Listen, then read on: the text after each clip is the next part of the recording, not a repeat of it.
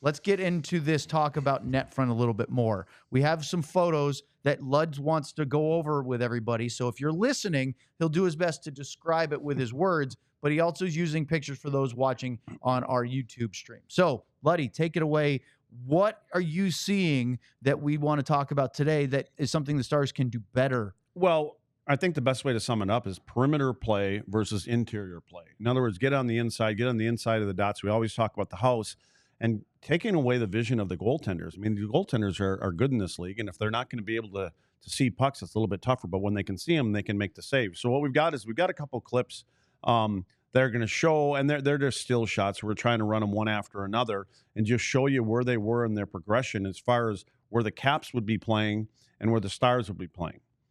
So you want the Duchesne? Want to do the Duchesne? Yeah, let's do first? Duchesne first. Okay, here's the first. So there was an incident last night in a play, and it's in the first period. Matt Duchesne comes in on the left side of the ice. The puck is on the right side of the ice, going up to Miro Heiskanen high on his right point. Duchesne starts on the inside of the circle on the left, and then he proceeds to go down. And instead of where there was an area here just below the hash marks, I thought he should have come to the front of the net. But Matt doesn't do that. What he does is he circles around the back of the net.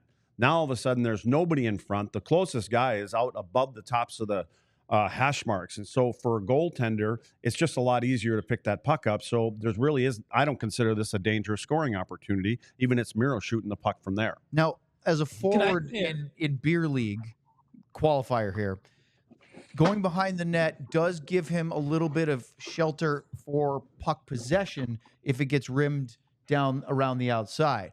But one thing I always find is anytime I would go behind the net, if there's a turnover, I'm completely stranded as far away from getting back in my own zone as I can versus the front of the net where you feel like you're still somewhat connected with their defenseman. The good news is there's two of your forwards above you. So It's okay to have one forward down there. But you got four guys above the play.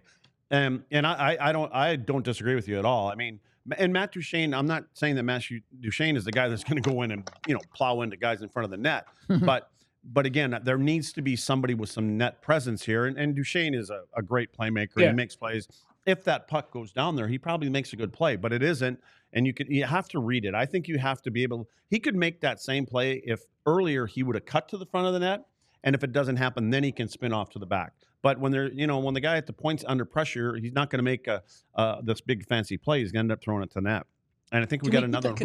Hold on, Sean's got to jump in here. Can we put the other one back up real quick? Just because there's one other thing too. Just as, John, I don't know if we can put that one back up. He's trying to find the right button. He's got to find the right button. You looking for Duchesne, Sean? Yes. Yeah, Duchesne, the one you just had up.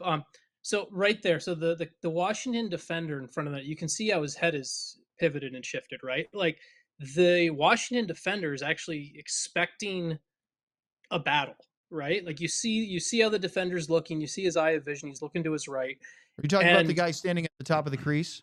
Yes, top of the crease. Yeah. Like you've got a spot where even the other team expects this, even the defending player is expecting the Stars to do the right thing there. And just from a defensive perspective, when all of a sudden he basically bails out and does that, it makes the defender's life that much easier. And that's something that just, to me, from one of the biggest jobs of an offense in the NHL, and Luds knows this really well, is it's to score goals, but it's also to make defenders' life as difficult as possible. And even if you're not scoring and everything like that, you want to at least make it hard to go to. You want to make it, but each time you go over the boards, make it difficult. And this is a play where, for this Washington defender, all right, life gets easier here, and you get a sigh of relief there. So go back to the second one for a second, John. Sean, if you notice this, the Washington goalie, Charlie Lindgren, on that one, because I think, is that Wyatt Johnston? I'm trying to figure out who it is, too. Right-handed shot, it might be. I think it's Wyatt. And see how Lindgren is leaning to try to see around.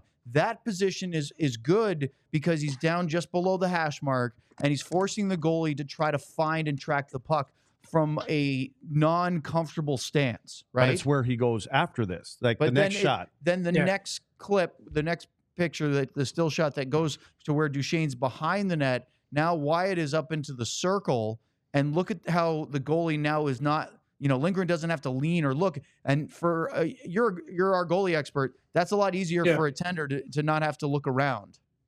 Yeah, I mean you don't need to be a goalie expert to know that one. It's a lot easier to stand up straight and look at something than try to have to move your body around and work to get the angle and everything like that. And Lindgren is a guy too where if there's a playbook or whatever, he's 6'1". That's the thing. Like he's a goalie who Jake Ottinger, for example, can look over a lot of screens. He's 6'6". He can look over a lot of screens. There's screens that he can look over. Charlie Lindgren is not typically able to do that. Like you watch games that Washington plays, one of the biggest emphases teams have against Lindgren is to get traffic in front of him, and that goes for all goalies, but for a goalie that is quote unquote shorter by the nature of the position, there's only one goalie in the NHL under 6 foot. It's it is if you can make them basically effectively, it takes their center of gravity out too. So think about it this way. And so for people who, I'm moving my hands and I realize I have to explain this audio wise for people on the podcast platform, but for a bigger goalie fighting through screens, a lot of the times looking through it, you're still keeping your same center because you're just looking over. Your head is there. But when you're shorter and you're looking through and you have to kind of bob and weave, like my head is going to, like my head is moving left and right now. That's an extra millisecond of focus loss. That's an extra millisecond of lost puck tracking. And that is something that you should be trying to take away from all goaltenders, but especially guys like of Charlie Lindgren's height, where they are playing with the disadvantage compared to some of the monstrous humans that play this position. Well, Sean, Luddy actually dug up a couple of still shots of last night's second and third goals by the Capitals, specifically so we could talk to you about it. John, let's go to the first one. This was the second goal. This is Dylan Strome shooting at the point.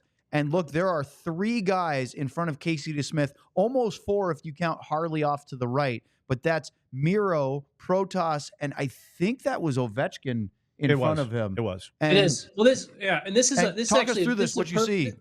This is a perfect illustration of the point I was just making, because Casey DeSmith is actually shorter than is shorter than Lindgren. DeSmith, I believe, is at 6 foot, and this is a play where you see DeSmith is effectively having to.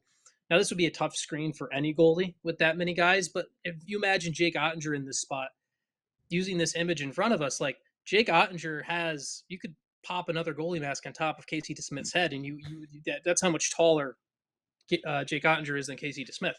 And so by the way, Protas is a monster human being. He's a big man. He's huge. He's huge. And so the thing that DeSmith is there's basically DeSmith is kind of caught. And there's first off, he can't see the puck and he can't track it. And so then this now moves into part two of the equation you have to make as a goalie. And this is, I blame the defense for the screen but this is the spot where I would have liked to see DeSmith drift back a little bit. Because where you see where DeSmith's feet are, he's not all the way out to the top of his crease, but he's still pretty high at the top of his crease. One of the things, and it was actually Henrik Lundqvist, who was the first goalie who really kind of made this a big thing, was Lundqvist used to play much deeper in his crease, and a lot of people have copied it. But Lundqvist would play deeper in his crease because of that extra split second you get to read pucks through traffic and off deflections and stuff like that. So, and DeSmith normally does that, but this is a play where he didn't. This is one where I'd like to see, when there's this much traffic and your defenders have put you in this bad spot, I would like to see DeSmith about a foot back deeper in his crease. And I know that might go against some typical conventional thinking of like, oh, well, I'm giving up more space. But you're also giving yourself more time for the read and to get to potentially read that, because DeSmith never saw this puck. This is, if I remember watching this one back, he never saw this one and it goes through. By doing that, he gives himself a little bit more space. So, yes, the defenders to me, it's on the defenders here for how they put him in this position. But I also think the goalie has to be a player too and adjust to a bad situation here. And this is where DeSmith needs to take a step back, give himself a little bit more of that time to read this, because otherwise you get what happened. Well, Sean, and you made a comment about the other defenseman. And the reason I put this on here is because not only are there two guys in front of the net, but when there's two of the opponents in front of the net, it brings two more defenders in front of the net. And now all of a sudden there's four bodies almost that you have to look through. So again, it brings more people to the party, makes it more difficult on the goaltender. And the other thing is I've mentioned the word perspective before about from the goalie's eyes. Sometimes we say, how did he miss that? Well, that's a clear look at what Casey DeSmith has to look through is that traffic right there. Let's go to the other one real quick. This is the third goal, which turned out to be the game winner, and that's Taylor Radish that has the puck. He's standing at the point, and he's about to shoot. And this time, there are 4 guys in the lane, almost a fifth, because I believe that's Wyatt Johnston off to the right, but it's Lyubushkin and Harley with Dowd, and I believe, I'm trying to see who that is. Is that McMichael, 22? I believe that's McMichael, yeah. And Radish is the one that fires it from the blue line. And this one, DeSmith didn't see it either. In fact, I think he even had less of a chance of picking this one up than the first one. Luddy, from a defensive standpoint, you see this from the goalie's perspective. What are your first thoughts? Well, my first thoughts is if you were able to watch it live, and what happened is the defenseman, and this is my pet peeve of mine, when people are coming to the front of the net as a defenseman, you can go out, you can leave the front of the net, and you can meet them. And you can kind of give them a little resistance to get to the front of the net. We don't. We just go and we set up in front of the net and say, okay, come up here and we're going to battle from here.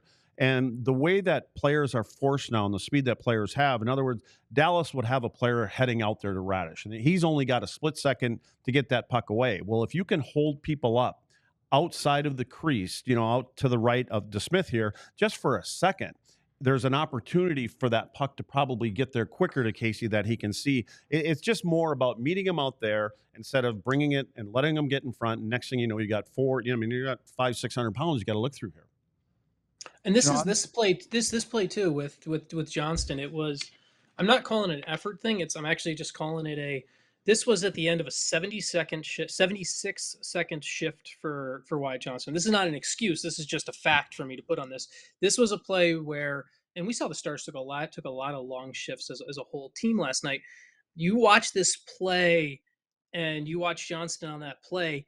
He basically, you can see the legs are gone and you see him effectively make the decision to try to conserve energy. And whether that's the right or wrong decision, that's something that I'll throw that question to you, Luds. I don't know. I think it's the wrong decision. I think it's one where you kind of try to burn through for a couple more seconds and then keep going, but I'll throw it to Luds there in a second.